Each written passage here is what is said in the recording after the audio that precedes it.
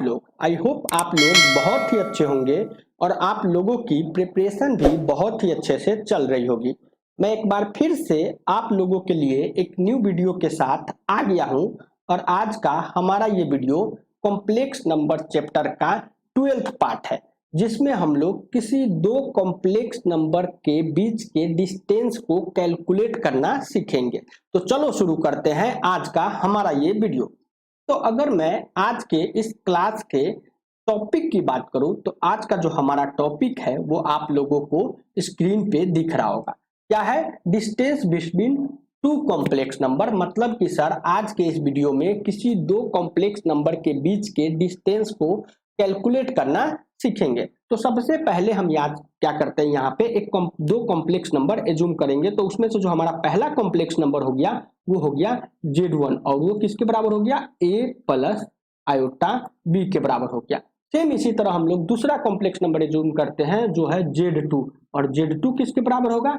C plus iota D के बराबर हो गया। और सर हम लोगों ने पढ़ा था कि सर कोई कॉम्प्लेक्स नंबर Z1 दिया हुआ है A प्लस आयोटा B के बराबर, तो ये कॉम्प्लेक्स नंबर Z1 एक P पॉइंट के माध्यम से गॉसियन प्लेन में रिप्रेजेंट किया जाएगा, जिसका कोऑर्डिनेट क्या हो गया? A, B।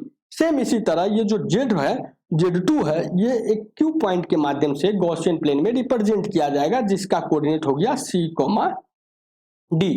तो हम लोग अब सबसे पहले इस Z1 एंड Z2 को गॉसियन प्लेन में रिप्रेजेंट करना सीखेंगे। तो यहाँ पे हम लोग जानते हैं कि सर गॉसियन प्लेन जो होता है उसके लिए जो वर्टिकल एक्सिस होता है वो होता है इमेजिनरी एक्सिस, और इसको हम IMZ से डिनोट करते हैं, और हॉरिजॉन्टल एक्सिस जो होता है वो होता है REZ, रियल एक्सिस। तो यहाँ पे हम मान लेते हैं यहाँ पे कहीं पे हमारा P पॉइंट है जिसका कोऑर्डिनेट A, B है और ये हमारा ओरिजिन है, तो इससे हम इसको मैच करा दे रहे हैं। सेम इसी तरह यहाँ पे हमारा कहीं पे Q पॉइंट है जिसका कोऑर्डिनेट C, D दिया हुआ है। तो यहाँ पे हम यहाँ पे P और Q को आज के इस वीडियो में हमें PQ के बीच का जो डिस्टेंस है इसको ज्ञात करना है, इसको कैलकुलेट करना है। तो ये क्या हो गया? सिंपल से कोऑर्डिनेट ज्योमेट्री हो गया, जहां पे दो पॉइंट दिया हुआ है और इस दोनों पॉइंट के बीच के डिस्टेंस कैलकुलेट करना है। तो 10th क्लास में हम लोग कोऑर्डिनेट ज्योमेट्री में पढ़ा था कि सर दो पॉइंट दिया हुआ है तो उस दोनों पॉइंट के बीच का डिस्टेंस को कैसे कैलकुलेट करते हैं।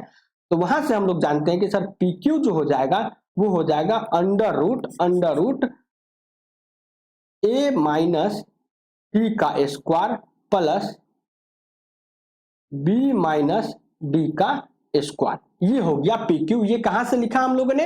हम लोगों ने लिखा 10th क्लास के जो कोऑर्डिनेट ज्योमेट्री हम लोग पढ़े थे कि सर किसी दो पॉइंट के बीच के डिस्टेंस को कैसे कैलकुलेट किया जाता है, तो हम लोग वहां से इस फॉर्मूला को लिख लिए। अब यहाँ पे हम कॉम्प्लेक्स नंबर को यूज करेंगे। तो अगर मैं बात करूं ये C माइनस A माइनस 3 का, तो इसके लिए हम सबसे पहले यहाँ पे करते हैं कि सर अगर हमारा बात करें Z1 माइनस Z2 का, तो Z1 माइनस Z2 क्या होगा? Z1 माइनस Z2 जो हो जाएगा वो हो गया A प्लस आयोटा B। ये क्या है? Z1 माइनस, और Z2 क्या है?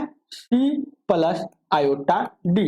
और इसको हम थोड़ा सा सिंप्लीफाई कर लेते हैं, तो ये हमारा हो जाएगा Z1 माइनस Z2 जो हो जाएगा वो हो गया सर A माइनस C, और सेम उसी तरह sir B minus D iota. ये हो गया हमारा Z1 माइनस Z2। तो अगर मैं बात करूं कि सर ये Z1 माइनस Z2 भी एक कॉम्प्लेक्स नंबर है, जिसका रियल पार्ट की बात करें तो real part of Z1 minus Z2 क्या हो गया? Real part of Z1 minus Z2 हो गया A माइनस C, और imaginary part of Z1 minus Z2 क्या हो गया? Imaginary part of Z1 minus Z2 की बात करें तो ये हो गया B माइनस D। तो अगर मैं बात करूं कि सर ये जो A माइनस C जो है ये क्या है? Real part of Z1 minus Z2, और B माइनस D जो है वो imaginary part of Z1 minus Z2। तो यहाँ पे हम PQ के जगह पे लिख सकते हैं, PQ के जगह पे लिख सकते हैं डायरेक्ट कि सर PQ के जगह पे हम लिख सकते हैं real part of Z1 minus Z2 का होल स्क्वायर। क्यों? क्योंकि A माइनस C की जगह हम रख दिए real part of Z1 minus Z2। Plus के समय ये प्लस जो है वो जौ का त्यों रहेगा, और सेम इसी तरह B माइनस D जो है इसके जगह हम लोग लिखते हैं imaginary part of Z1 minus Z2। तो यहाँ पे हो जाएगा imaginary part of Z1 minus Z2 का होल स्क्वायर। ये हो गया। तो इसको हम और सिंप्लीफाई करें तो सर यहाँ पे अगर ये जो complex number Z1 minus Z2 का अगर हम मॉड निकालते हैं तो सर हम यहाँ पे लिखेंगे कि सर यहाँ पे हमें दिया हुआ है कि Z1 माइनस Z2 की बात करें तो Z1 माइनस Z2 क्या हो गया, ये हो गया a माइनस सी का square, sorry a minus c plus iota b minus d हो गया। तो अगर मैं बात करूं कि मॉड Z1 माइनस Z2 की बात करूं तो ये हो जाएगा direct under root a minus सी का square plus b minus D का स्क्वायर, b माइनस डी का स्क्वायर।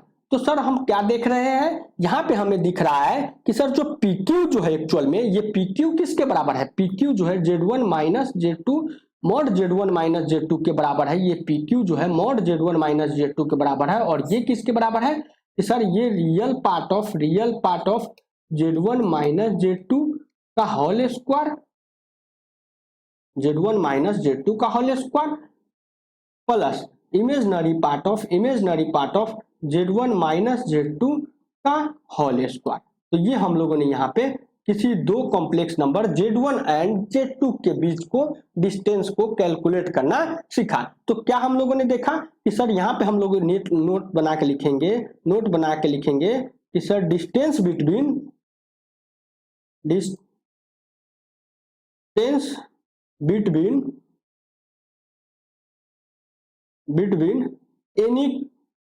any two complex